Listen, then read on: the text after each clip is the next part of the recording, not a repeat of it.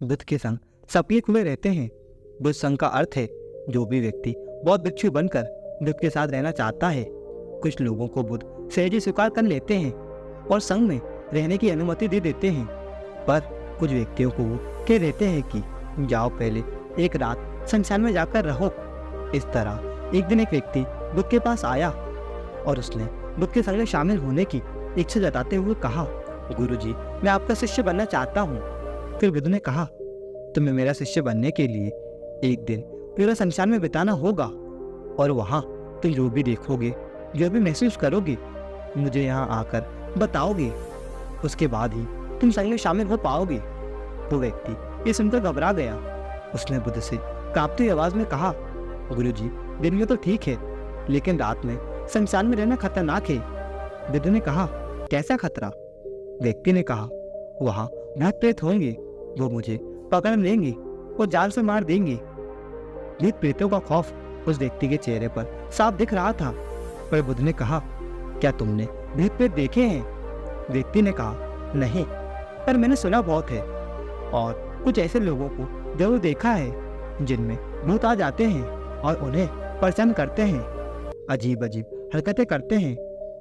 इस पर बुद्ध ने कहा, फिर तो अब तुम्हारे पास ये सुनहरा अवसर है ये जानने के लिए कि क्या वाकई में भूत प्रेत होते हैं या नहीं। तुम एक रात शमशान में व्यतीत करो। वहाँ अगर तुम्हें कुछ ऐसा लगे कि वहाँ भूत प्रेत है तो देखना कि वो कैसे दिखते हैं, और अगर ऐसा कुछ ना हुआ तो तुम ये जान पाओगे कि भूत प्रेत जैसी कोई चीज नहीं होती। इस तरह पूरी रात तुम जो भी अनुभव कर पाओगे वो सुबह मुझे आकर बताना। तो व्यक्ति बोला, ठीक है गुरुजी, मैं एक पूरा दिन और रात शमशान में गुजारूंगा। बुद्ध ने कहा, ठीक है, अभी तुम स्नान कर लो और आश्रम में जाकर भोजन करके आराम करो। कल सूर्य की पहली किरण के साथ ही शमशान पहुंच जाना। व्यक्ति के जाने के बाद बुद्ध ने अपने 4 शिष्यों से कहा कि वे व्यक्ति जो शमशान की ओर जाएगा तो तुम उसके पीछे जाना और उस पर नजर रखना, पर ध्यान रहे उसे भनक भी ना लगे कि कोई उस पर नजर रख रहा है। अगले दिन सुबह होते ही वो व्यक्ति शमशान पहुंच गया। बहुत भिक्षु भी उस व्यक्ति का पीछा करते हुए एक जगह छुपकर उस व्यक्ति पर नजर रखने लगे। जब तक दिन था तब तक वो व्यक्ति शमशान में इधर उधर घूमता रहा। उसे खास वैसा कुछ भी अनुभव नहीं हुआ, लेकिन जैसे ही सूर्यास्त के साथ अंधेरा बढ़ता जा रहा था उस व्यक्ति की धड़कनें भी बढ़ती जा रही थी। किसी तरह उस व्यक्ति ने पूरी रात शमशान में गुजार ली और सुबह होते ही तो बुद्ध के पास पहुंच गया। बुद्ध ने व्यक्ति से पूछा, बताओ शमशान में कैसा समय व्यतीत हुआ? तुमने क्या क्या अनुभव किया, क्या क्या देखा? व्यक्ति बोला, गुरुजी, जैसे ही मैं सुबह शमशान पहुंचा तो कुछ घंटे बाद कुछ लोगों की भीड़ शमशान की ओर आते दिखाई पड़ी। सब अर्थे लिए आ रहे थे। मैंने जब उन लोगों को ध्यान से देखा तो उनमें से कुछ लोग बहुत दुखी थे और कुछ सामान्य, और कुछ लोग बहुत खुश थे। वे लोग उस मृत इंसान के बारे में बोल रहे थे कि इस व्यक्ति ने बहुत अच्छे कर्म किए हैं, बहुत किस्मत वाला है ये।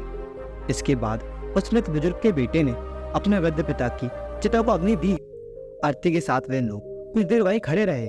चिता प्रचंड अग्नि की लपेट से जलती रही। सभी लोग मायूस खड़े हैं और जलती चिता को निहार रहे थे। जैसे जैसे चिता की अग्नि मंद पड़ने लगी, वहाँ मौजूद लोग भी वहाँ से जाने लगे। थोड़ी देर बाद वहाँ 2 और अर्थी आई, जिसमें एक अर्थी किसी अमीर व्यक्ति की थी जो तरह तरह के फूलों से बहुत सजी हुई थी। उस अर्थी के आसपास बहुत से लोग भी थे और दूसरी अर्थी एक गरीब की थी जो बेहद साधारण सी थी। उसके आसपास गिने चुने ही लोग थे। अमीर व्यक्ति की चिता चंदन की लकड़ी पर जलाई गई, जबकि गरीब व्यक्ति की चिता साधारण लकड़ियों पर जलाई गई। पहले अमीर व्यक्ति की चिता को जलाया गया क्योंकि वो अमीर था। उसके बाद गरीब व्यक्ति की चिता जलाई गई। दोनों व्यक्तियों की चिताएं जब जल गईं तो सभी लोग शमशान से चले गए, लेकिन मैं वहीं खड़ा चिताओं को देखता रहा। फिर बुद्ध ने कहा, तुमने उनकी चिताओं को देखकर क्या समझा और क्या अनुभव किया?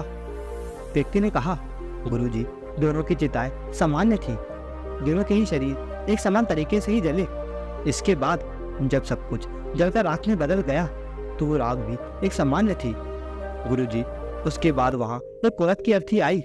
उस औरत का पति बहुत दुखी था, फूट फूट कर रो रहा था और उसके साथ शमशान में आए बाकी लोग भी बहुत दुखी थे। वो सभी उसके पति को सांत्वना दे रहे थे और मैंने उसमें देखा कि बहुत से लोग काफी ज्ञानी थे, वे ज्ञान की बातें कर रहे थे। मैंने ध्यान से उनकी बातों को सुना कि वो बोल रहे थे कि एक दिन मृत होकर सबको यही आना है। जीवन में हमें इंसानियत और परोपकार से जीना चाहिए, अधर्म कर्म से दूर रहना चाहिए, किसी को भी कष्ट नहीं देना चाहिए। धन के पीछे हमेशा भागकर जो अपने जीवन का शिक्षित दावा बैठते हैं और अंत में जो भी धन इकट्ठा करते हैं वो सब कुछ तो यहीं धरा का धरा रह जाता है। गुरुजी, इसके बाद शमशान में कोई अर्थी नहीं आई। इस पर बुद्ध ने पूछा कि तुम सारी रात वहां रहे तो क्या कोई भूत प्रेत तुम्हें दिखा? व्यक्ति बोला, नहीं, वहां मुझे कोई भूत प्रेत नहीं दिखा। हालांकि मन में एक डर तो था, पर सच कहूं तो पूरी रात में अपने आप से ही डरता रहा। कभी हवाओं से हिलने वाले पत्तों की आवाज से डरता रहा, तो कभी वहां आसपास मौजूद जीव जंतुओं की आवाज से डरता रहा। लेकिन पूरी रात में मुझे कोई भूत प्रेत नजर नहीं आया। बुद्ध ने उस व्यक्ति से कहा, ठीक है, अब तुम जाओ और आश्रम में आराम कर लो, फिर तुम्हें पूरा एक दिन और रात शमशान में बिताना होगा। अब वो व्यक्ति ये सुनकर बोला, आप कैसी बात कर रहे हैं गुरुजी? आपके कहने पर ही आज पूरा दिन और रात मैं शमशान में पड़ा रहा। जो समय मैंने कैसे काटा वो मैं ही जानता हूँ। अब मैं दोबारा वहाँ नहीं जाऊँगा। बुद्ध ने कहा, देखो, जो खास चीज तुम्हें वहाँ जाकर मिलनी है वो तुम्हें अभी तक नहीं मिली है। जब तक वो चीज तुम्हें नहीं मिल जाती मैं तुम्हें संग में शामिल नहीं कर सकता। तुम एक दिन और वहाँ रुको, तुम्हें वो अवश्य मिल जाएगी। व्यक्ति बोला, ठीक है, मैं कल एक दिन और रात व्यतीत कर लूंगा। अगले दिन वो व्यक्ति बुद्ध का आशीर्वाद लेकर फिर से शमशान पहुंच गया। एक पूरा दिन और रात बिताकर वो व्यक्ति अगली सुबह फिर बुद्ध के पास पहुंचा। लेकिन इस बार उस व्यक्ति के चेहरे पर अलग ही तेज था, एक अलग ही खुशी झलक रही थी, मानो उससे वो मिल गया हो। लेकिन बुद्ध उसके मुंह से सुनना चाहते थे, इसलिए बुद्ध ने एक ही सवाल पूछा कि क्या तुम्हें वो चीज मिली? व्यक्ति बोला, हाँ गुरुजी, मुझे वो मिल गई। बुद्ध ने पूछा कि बताओ तुम्हें वहाँ क्या मिला? व्यक्ति ने कहा, गुरुजी, मेरे जीवन का अर्थ समझ लिया। मैंने वहाँ देखा कि कुछ लोग शाम को मुझे अर्थी पर लेकर आ रहे हैं। मुझे 4 लोगों ने अपने कंधे पर उठा रखा है। मेरे पीछे कुछ 15-20 लोग रोते बिलखते चल रहे हैं। मेरे पिता अर्थी के आगे आगे चल रहे हैं और कुछ लोग मेरे ऊपर सुई फेंक रहे हैं। मेरे सभी रिश्तेदार बहुत दुखी हैं। भीड़ में मौजूद कुछ लोग तो सिर्फ दुखी होने का नाटक कर रहे हैं। कुछ लोग मेरे पिता को सांत्वना दे रहे हैं। तभी कुछ देर बाद मेरे अर्थी को जमीन पर रख दिया गया और मेरे शरीर को उठाकर चिता पर लिटा दिया गया। मैं सब दृश्य अर्थी पर लेटा हुआ देख रहा था। मैंने उससे उठना चाहा पर उठ नहीं सका। मैं सांस लेना चाहता था पर सांस नहीं ले पा रहा था। मैं पूरी तरह से असमर्थ और विकलांग की तरह था क्योंकि मेरे अंदर सांस नहीं थी। मैं अपने पिता को गले लगाना चाहता था लेकिन मैं उठ नहीं सकता था। मैं भाई को गले लगाकर ये कहना चाहता था कि तुम अपना और माता पिता का ध्यान रखना। घर व परिवार की जिम्मेदारी अब तुम्हारे ऊपर है, इसे बखूबी निभाना। इससे मेरी आत्मा को शांति मिलेगी। कुछ समय बाद मेरा मुंह कपड़े से ढक दिया गया और शरीर के ऊपर कई लकड़ियां रख दी गई। मुझे अब कुछ भी दिखाई नहीं दे रहा था। फिर इसके बाद मुझे अत्यंत गर्मी महसूस हुई। मुझे एहसास हुआ कि मुझे अब जलाया जा रहा है। धीरे धीरे लकड़ियों के साथ साथ मेरा पूरा शरीर जलने लगा। मेरा दम घुट रहा था। मैं उठना चाहता था। आखिर अग्नि ने प्रचंड रूप ले लिया और धीरे धीरे मैं उस अग्नि में पूरी तरह से खो गया। पूरी रात में खुद को ऐसा ही जलते देख रहा था। मैंने देखा कि अंतिम रूप में मैं एक राख बन चुका हूँ। उस पूरी रात ना तो मैं डरा और ना ही मुझे डर का एहसास हुआ। जब आंखें खुली तो एक तेज रोशनी मेरी आंखों पर पड़ी। मैंने देखा कि ये तो मैं हूँ, वो भी शगुन के साथ।